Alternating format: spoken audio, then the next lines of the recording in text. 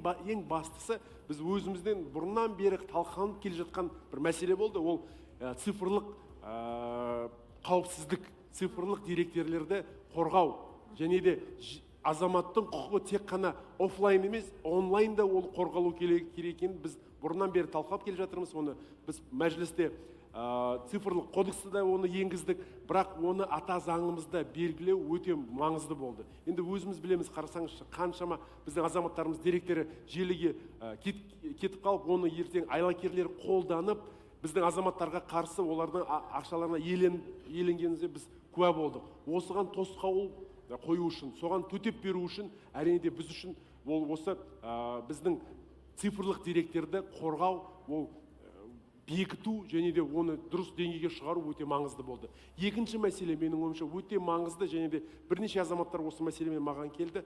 Ол жекеменшік үйін, адам баспанасын қорғау. Оны соттың шешімісіз ешкімді үйден шығаруға құқығы жоқ екендігін бекіту. Бұл менің ойымша өте маңызды. Себебі енді бізде қанша қазір желілерді көріп жатырмыз, түрлі жағдайлар болып жатыр. Осыған да жол бермес үшін осындай шешім қабылданды.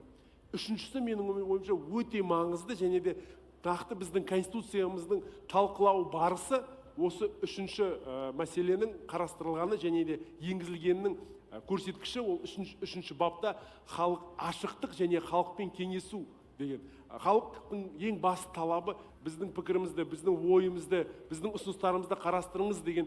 Менің ойымша, қандай ел осы қазір 21-ші ғасырда біз конституциямыз жазған кезде бүкіл елмен ақылдасып, олардың пікірін жинап, оны тікелей эфирде көрсететін, менің ойымша, бұндай елді мен көрген жоқпын. Қазақстан менің ойымша бірінші қатарда осы ашықтығымен қазір тұр.